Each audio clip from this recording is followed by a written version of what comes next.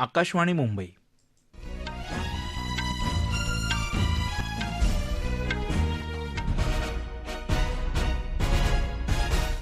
कौस्तुभ बिरकर राष्ट्रीय बातम्या देत आहेत.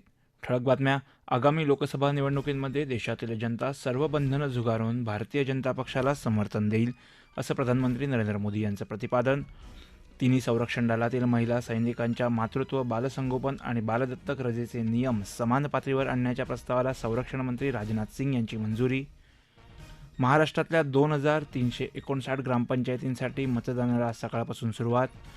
अंबाझरी तलावाच्या मजबूतीसाठी 32,42,00,000 रुपये निधी मंजूर केल्याची उपमुख्यमंत्री देवेंद्र फडणवीस यांची माहिती. आणि आयसीसी क्रिकेट विश्वचषक स्पर्धेत आज भारत आणि दक्षिण आफ्रिका यांच्यातील सामना कलकत्त्याच्या ईडन गार्डनवर. देशातील सर्वसामान्य जनता पुढच्या वर्षी होणाऱ्या लोकसभा निवडणुकांमध्ये सर्व बंधनं झुगारून भारतीय जनता पक्षाला समर्थन देतील, असं मत प्रधानमंत्री नरेंद्र मोदी यांनी व्यक्त केलं आहे.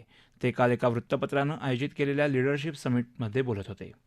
आपल्या सरकारनं विकसित भारताच्या निर्माणाच्या पायाभरणीसाठी प्रत्यक्ष आणि संभावित अडचणींना दूर केल्याचंही यावेळी ते म्हणाले. गेल्या 5 वर्षात 13 कोटी लोकांना दारिद्र्य रेषेच्या बाहेर आणल्याची माहितीही त्यांनी दिली. आपल्या सरकारच्या काळात लोकांचं जीवनमान अधिक चांगलं झालं असून निर्धनांनाही गरिबी बाहेर येण्यासाठी मदत मिळाली असल्याचंही त्यांनी यावेळी सांगितलं.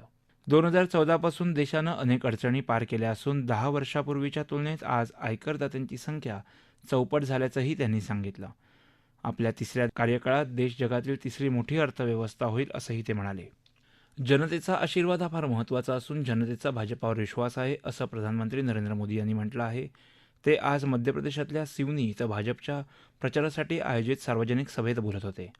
मध्य प्रदेशाचा विकास निरंतर सुरू ठेवणार असल्याचंही त्यांनी यावेळी सांगितलं. मध्य प्रदेशमध्ये विधानसभा निवडणुकीचा प्रचार 3 नोव्हेंबरपासून सुरू झाला आहे. 3 नोव्हेंबरपासून मध्य प्रदेशात राष्ट्रीय पक्षांच्या केंद्रीय नेत्यांचे दौरे आणि विभिन्न सभांना वेग आला आहे.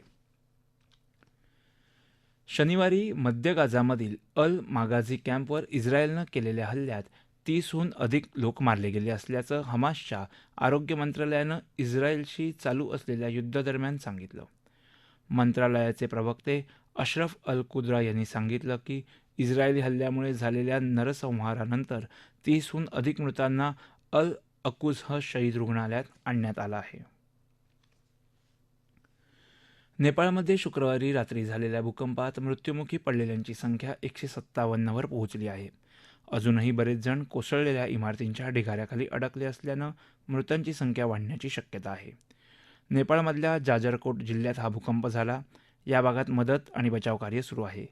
भारतातील बिहारच्या पाटणा, कटिहार, पूर्व चंपारण, दरभंगा, मुझफ्फरपूर, पश्चिम चंपारण, सासाराम, नवादा आणि भारत नेपाळ सीमेवरील अनेक जिल्ह्यांमध्ये देखील या भूकंपाचे धक्के जाणवले. नवी दिल्लीतही भूकंपाचे धक्के जाणवले. नेपाळचे प्रधानमंत्री पुष्पकमल दहल यांनी भूकंपामुळे झालेल्या भीषण जीवितहानीबद्दल शोक व्यक्त केला. प्रधानमंत्री नरेंद्र मोदी यांनीही आपल्या शोकसंदेशात भारत नेपाळच्या जनतेसोबत एकजुटीनं उभा आहे आणि शक्य ती सर्व मदत करण्यास तयार आहे, असं सांगितलं. बांगलादेशात बांगलादेश नॅशनलिस्ट पार्टी आणि सहयोगी विरोधी पक्षानं केलेल्या आवाहनानुसार 48 तासांचा बंद पुकारण्यात आला आहे. त्यामुळे आज सकाळपासून देशभरात रस्ते, रेल्वे आणि जलमार्ग बंद आहेत. प्रतिबंधित जमाते इस्लामी संघटनांनाही या बंदामध्ये सामील होत आहे. विरोधी पक्षानं सरकारच्या राजीनाम्याची आणि 12व्या संसदीय निवडणुकांवर लक्ष ठेवण्यासाठी निष्पक्ष प्रशासनाच्या नियुक्तीच्या मागणीसाठी हा बंद पुकारण्यात आला आहे. तिन्ही संरक्षण दलातील महिला सैनिकांसाठीच्या मातृत्व, बालसंगोपन आणि बालदत्तक रजेच्या नियमांना समान पातळीवर विस्तारित करण्याच्या प्रस्तावाला संरक्षण मंत्री राजनाथ सिंग यांनी मंजुरी दिली आहे. यामुळे सैन्यातील सर्व दर्जाच्या सर्व महिलांना या रजेचे अनुदान समान प्रमाणात लागू होईल. या उपायामुळे सैन्यातील महिलांच्या कामाच्या परिस्थितीत सुधारणा होणार असून त्यांना व्यावसायिक आणि कौटुंबिक जीवनाच्या क्षेत्रात अधिक चांगल्या पद्धतीने संतुलन राखण्यास मदत होणार असल्याचं संरक्षण मंत्रालयानं म्हटलं आहे. या राष्ट्रीय बातम्या आकाशवाणीच्या मुंबई केंद्रावरून देत आहोत. सध्या जग वादळी परिस्थितीमधून जात असताना अनेक जागतिक समस्यांचा सामना करण्यासाठी व्यवस्थेत देखील काही बदल करावे लागतील, असं आज परराष्ट्रमंत्री एस जयशंकर यांनी दिल्ली इथं व्यक्त केलं. ते हिंदुस्तान टाइम्स लीडरशिप परिषदेत बोलत होते. प्रधानमंत्री मोदी यांच्या नेतृत्वात भारत समस्यांना सोडवण्यास प्राधान्य देत असल्याचं देखील त्यांनी यावेळी सांगितलं. आधुनिक उत्पादनाच्या क्षेत्रात भारतानं निर्मिती करण्यास सुरुवात केल्यास आपण जगाला खूप काही देऊ शकतो असा विश्वास यावेळी त्यांनी व्यक्त केला. गोव्यात सुरू असलेल्या 37व्या राष्ट्रीय क्रीडा स्पर्धांमध्ये देशभरातील खेळाडू चमकदार कामगिरी करत आहेत. हॉकी, सायकलिंग, लॉन टेनिस या खेळांसह काल कबड्डी आणि खो खो या पारंपरिक खेळांना स्पर्धेत सुरुवात झाली. गुजरातच्या सुनील जेलिया जिनाभाईनं स्टीपलचेस 3000 मीटरमध्ये 8 मिनिटं आणि 37.15 सेकंद अशी प्रभावी वेळेसह नवा राष्ट्रीय विक्रम केला. राष्ट्रीय क्रीडा स्पर्धेत महाराष्ट्रानं 64 सुवर्णपदकांसह एकंदर 182 पदकं पटकावत पदतालिकेत आपलं अव्वल स्थान कायम ठेवलं आहे. तर सर्व्हिसेस स्पोर्ट कंट्रोल बोर्ड 51 सुवर्णपदकांसह 99 पदकं मिळवून दुसऱ्या स्थानावर आहे आणि 45 सुवर्णपदकांसह 121 पदकं जिंकून हरियाणा पदतालिकेत तिसऱ्या स्थानावर आहे. या राष्ट्रीय स्पर्धा 9 नोव्हेंबरपर्यंत चालणार आहेत.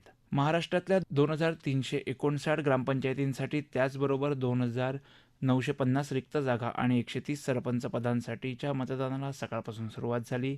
हे मतदान संध्याकाळी 5:30 वाजेपर्यंत चालणार आहे. गडचिरोली आणि गोंदियामध्ये ते 3 वाजेपर्यंत चालणार आहे. या निवडणुकांची मतमोजणी 7 नोव्हेंबरला होणार आहे. नागपूर शहरातल्या अंबाझरी तलावाच्या बळकटीकरणासाठी 32 कोटी 42 लाख रुपये मंजूर करण्यात आले असल्याची माहिती राज्याचे उपमुख्यमंत्री देवेंद्र फडणवीस यांनी दिली. केंद्रीय मंत्री नितीन गडकरी यांच्यासोबत घेतलेल्या संयुक्त पत्रकार परिषदेत ते बोलत होते. सप्टेंबर महिन्यात आलेल्या ढगफुटी सदृश्य पावसानंतर नागरिकांना पुन्हा त्रास होऊ नये यासाठीची ही उपाययोजना आहे. तसंच क्षतिग्रस्त नदी, नाले, पूल आणि रस्त्यांसाठी 234 कोटी 21 लाख रुपयांच्या आराखड्याला राज्य सरकार मंजुरी देणार असल्याचीही माहिती फडणवीस यांनी यावेळी दिली. ते म्हणाले, याच्यामध्ये आता ज्या काही जीर्ण भिंती आहेत त्याला कॉन्क्रीटचं जॅकेटिंग करण्याचा निर्णय घेण्यात आलाय.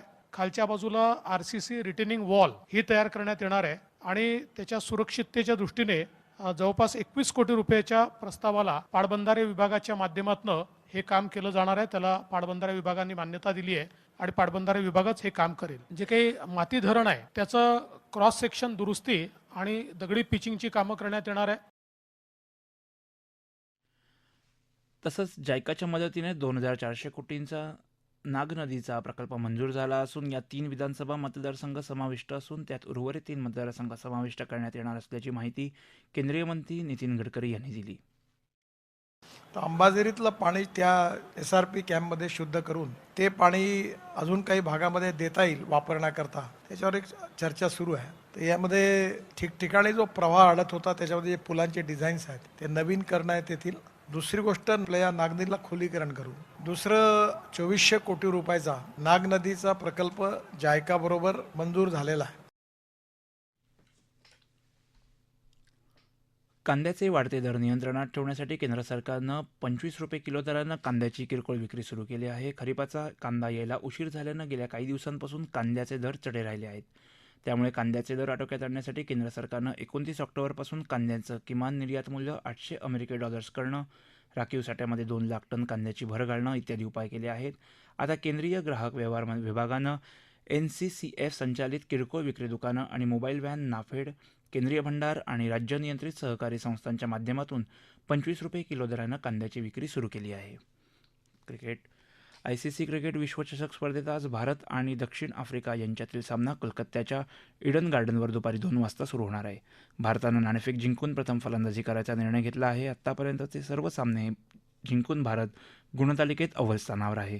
7 पैकी 6 सामने जिंकून दक्षिण आफ्रिका दुसऱ्या स्थानावर आहे. आजच्या सामन्यानंतर भारताचा उपांत्य फेरीपूर्व नेदरलँडशी आणखी एक सामना होणार आहे. ठळक बातम्या पुन्हा एकदा. आगामी लोकसभा निवडणुकांमध्ये देशातील जनता सर्व बंधनं झुगारून भारतीय जनता पक्षाला समर्थन देईल असं प्रधानमंत्री नरेंद्र मोदी यांचं प्रतिपादन. तिन्ही संरक्षण दलातील महिला सैनिकांच्या मातृत्व, बालसंगोपन आणि बालदत्तक रजेचे नियम समान पातळीवर आणण्याच्या प्रस्तावाला संरक्षण मंत्री राजनाथ सिंग यांची मंजुरी. महाराष्ट्रातल्या 2359 ग्रामपंचायतींसाठी मतदानाला सकाळपासून सुरुवात. अंबाझरी तलावाच्या मजबूतीसाठी 32 कोटी 42 लाख रुपये निधी मंजूर केल्याची उपमुख्यमंत्री देवेंद्र फडणवीस यांची माहिती. आणि ICC क्रिकेट विश्वचषक स्पर्धेत भारत आणि दक्षिण आफ्रिका यांच्यातील सामना आज कोलकात्याच्या ईडन गार्डनवर. याबरोबरच आकाशवाणी मुंबई केंद्रावरचं हे राष्ट्रीय बातमीपत्र संपलं. नमस्कार.